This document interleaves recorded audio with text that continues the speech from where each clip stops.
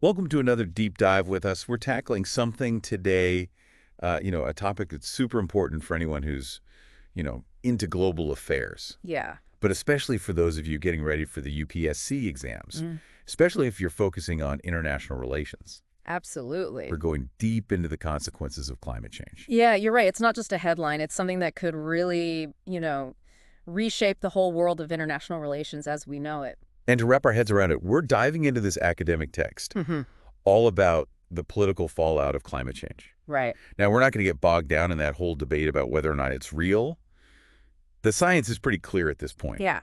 What we're interested in is the impact, how climate change is actually playing out on the world stage as we speak. Yeah, that's the approach our source material takes. It acknowledges the debates, but it really hammers home that the consequences are undeniable. They're happening right now. They're immediate. So when we talk about climate change on a global scale, who are the experts? Where do we go for the most reliable information? Well, the go-to source is the IPCC, the Intergovernmental Panel on Climate Change. They're like the gold standard when it comes to climate science. Okay. They bring together experts from all over the world to analyze a ton of scientific literature, and they provide these objective assessments. Okay, so they're the experts. But do they actually have any influence? I mean, can a bunch of scientists really change global politics? Well, they actually can, and they have. The work that the IPCC does is super influential in shaping international policy. They've been instrumental in building that consensus about the reality of climate change and the fact that we need to do something about it. What? In fact, they even won the Nobel Peace Prize back in 2007. Well, the Nobel Peace Prize. That's not something you see every day for a group of scientists. It really shows how seriously their work is taken globally. Eh. But, I've also heard some rumblings about criticisms of the IPCC, something about their data being outdated. Yeah, that's one of the critiques you'll hear. Because they only use published research, which can take a while to get through peer review and all that. Right. Some people argue that their findings might be a little behind the curve. And there's also this concern that because the summaries they give to policymakers are negotiated by governments, sometimes maybe the seriousness of the issue gets toned down a bit for political reasons. That's an interesting point. It makes you wonder how you can keep the science solid while also dealing with those political realities, especially with something as complex as climate change. Yeah. And wasn't there also that thing about the Himalayan glaciers melting too quickly? They kind of messed that up, right? Yeah, there was that retracted claim from their 2007 report that said the Himalayan glaciers would be gone by 2035. It does highlight how climate science is constantly evolving and that even the top experts can make mistakes. Yeah. But it's important to remember that they rely on published data, and that's a major strength. It gives them a ton of scientific credibility. Right, that makes sense. So we've established that the IPCC is a key player in all of this. Yes. But let's get down to brass tacks. What are the consequences of climate change? Not just some far-off future scenario, but what's going on right now? Well, the IPCC report lays out some really clear changes that we've already seen in weather patterns just in the last 50 years. Okay. More hot days and nights, more heat waves, heavier rainfall, and higher sea levels. Right. And on the flip side, fewer cold days and nights and less frost. Okay, so fewer cold days. I mean, that's not such a bad thing, right? I mean, Yeah. who doesn't like a little warmth? Well, sure, on the surface it might seem like a good thing, but when you zoom out and look at the big picture, the overall impact of these changes is definitely negative. And especially for our UPSC folks out there, it's crucial to remember that climate change isn't just about the planet getting warmer, it's about the way these delicate weather patterns get disrupted. And that has huge consequences for societies and global stability. So let's get specific. How are these changes hitting people's lives right now? Because we hear about climate change in the news all the time, but it can feel kind of abstract. Well, one of the biggest impacts is the increased risk of death and injury from those extreme weather events we talked about. Right. Think Yeah. about cyclones, floods, those kinds of things. Yeah. Waterborne and foodborne diseases. Right. We're also seeing massive displacement of people because of these events, and that, as you can imagine, creates all sorts of ripple effects across borders and really impacts global security. It's almost like those disaster movies we see are starting to feel more like documentaries. I know, it's kind of scary. Think about it. There's been a 40% increase in Atlantic hurricane activity since the mid-90s. Wow. Powerful cyclones are happening twice as often as they did just 30 years ago. And remember those devastating floods in China along the Yangtze and Yellow Rivers? Yeah. These sorts of events are becoming more frequent and more intense. Those are some pretty sobering statistics. It really brings it home that this isn't some distant threat. It's happening right now. And of course, we can't forget about rising sea levels, which are especially worrying for a country like India with such a long coastline. Absolutely. Rising sea levels are a direct threat to coastal communities and island nations. It's a huge concern for India. Imagine this. Bangladesh could lose a sixth of its landmass by the middle of the century because of rising sea levels. Millions of people would be displaced. And places like the Maldives are facing the very real possibility of disappearing entirely. That's terrifying. It's a reminder that we're not just talking about abstract scientific concepts, but real people's lives and the fate of entire nations. Exactly. And the scary part is the effects of climate change aren't evenly distributed. Places like Africa, the Arctic, low-lying islands, and those Asian river deltas are taking the biggest hit. So we've got these increased risks of extreme weather, rising sea levels, and a disproportionate impact on certain regions. Yeah. And this is where it gets really interesting for those UPSC aspirants, right? This goes way beyond environmental science. Yeah, absolutely. We're talking geopolitics in action. You got it.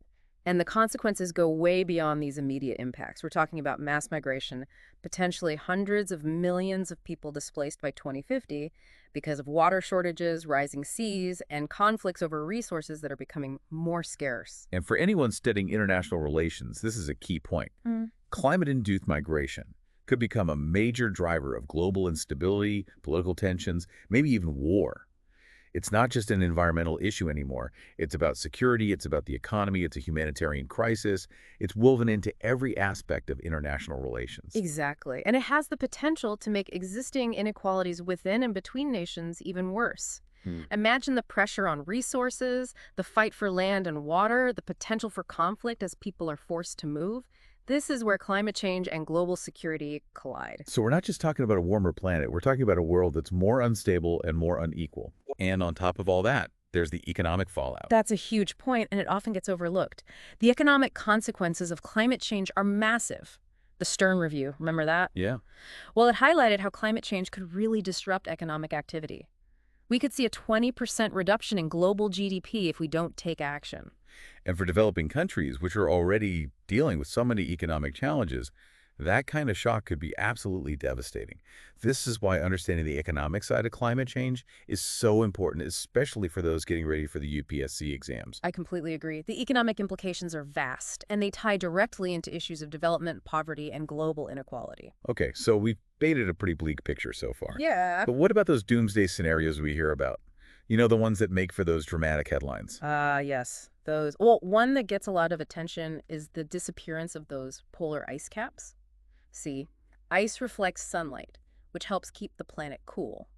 But if it melts, that's gone. So it would lead to temperatures rising really fast, and seawater, it absorbs sunlight, so that would just speed up the warming even more. So it's like swapping out a giant planetary mirror for a giant sponge. Yeah, that's a good way to put it.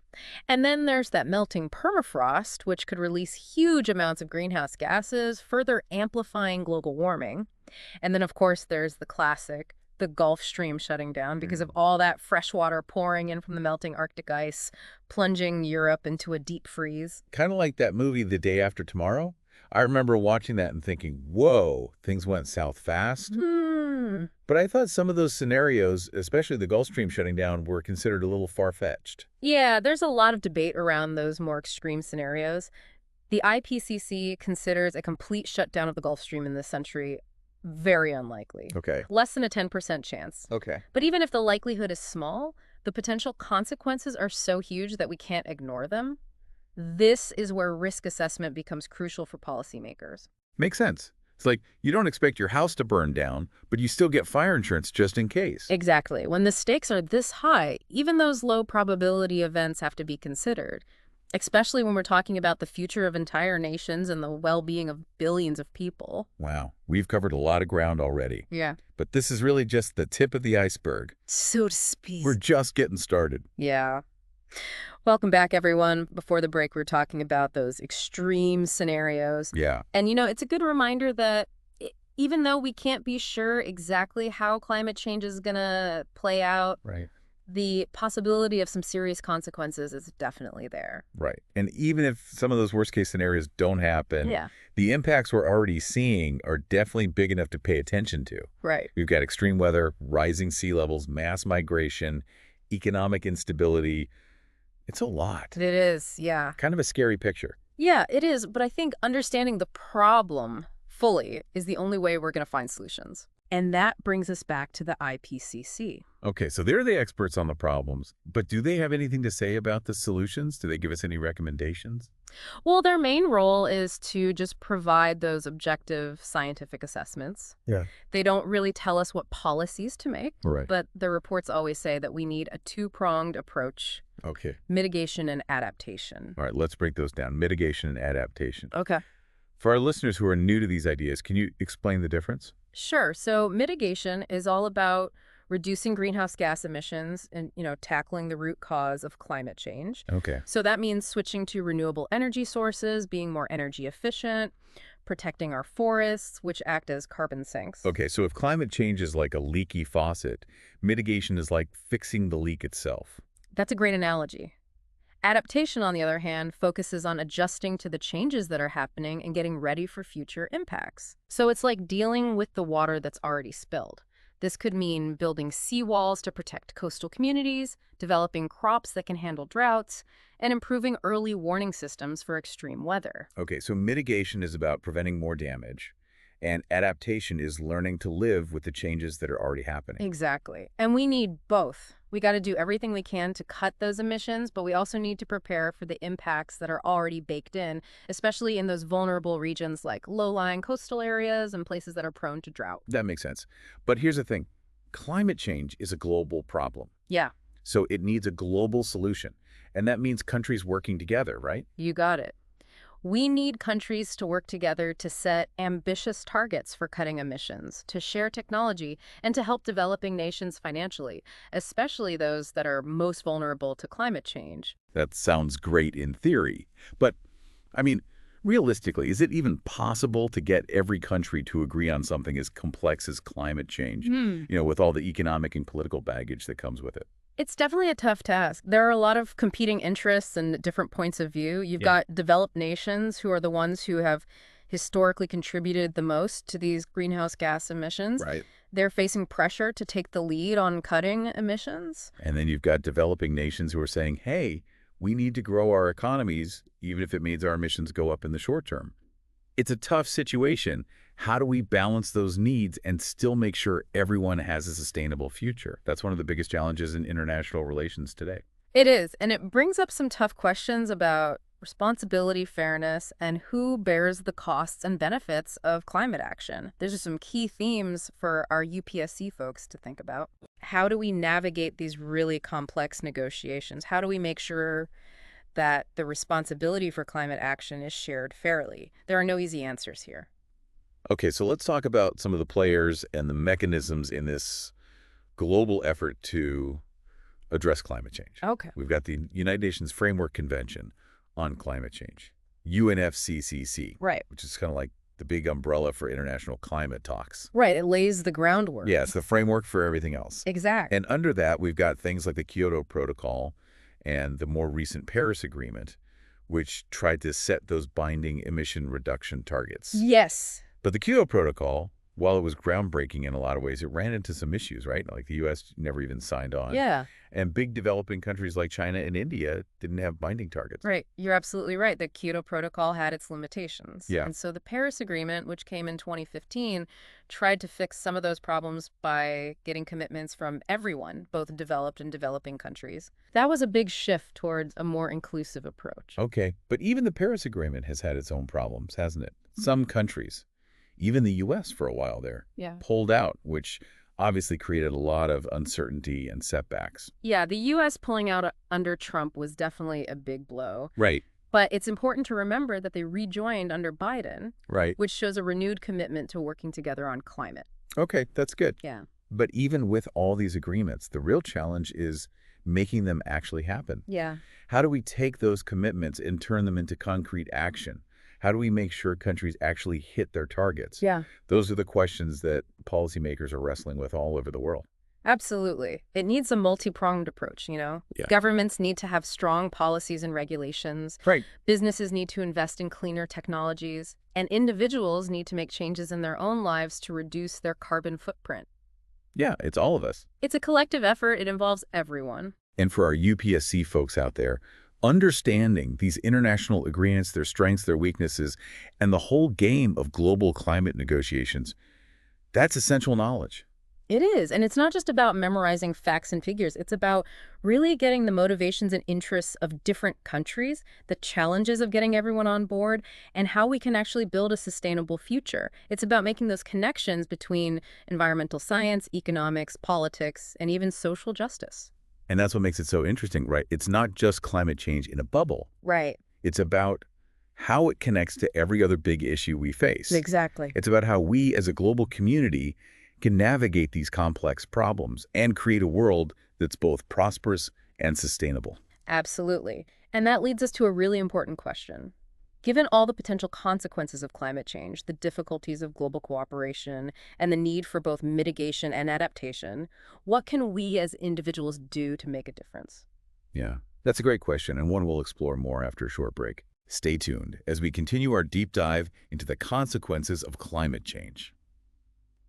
Welcome back to the deep dive. Before the break, we left you with a question. Yeah. Given how big and complex climate change is, what can we as individuals really do to make a difference? Right. It's easy to feel overwhelmed, like whatever we do is just a drop in the bucket. It is. It's a feeling I hear a lot, and it makes sense. Yeah. But I think it's important to remember that when you multiply those individual actions by millions or even billions of people, Right. they can actually have a huge impact. So it's not about feeling like we have to solve this whole thing ourselves. Right. It's about making choices every day that contribute to a more sustainable future. Exactly.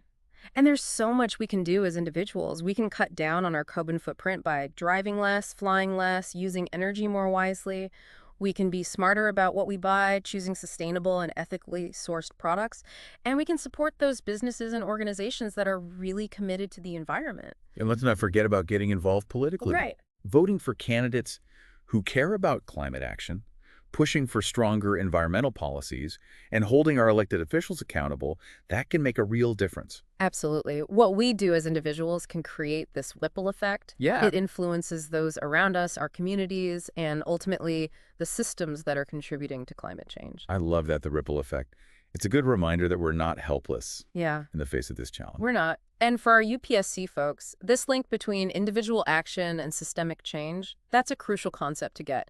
Climate change isn't just a scientific or political issue, it's a Right. societal issue. To really tackle it, we need everyone involved: individuals, communities, governments, and international organizations. That's a big takeaway for anyone studying international relations. It's not just about understanding those treaties and negotiations. It's about the connections between individual actions, national policies, and global cooperation. Yeah, It's realizing we're all part of this big web, and our choices matter. they do. And I think that brings us to the end of our deep dive into climate change. Yeah, It's been a heavy conversation, but a really important one. it has. And I hope our listeners, especially those prepping for the UPSC exams, have come away with a deeper understanding of this critical issue.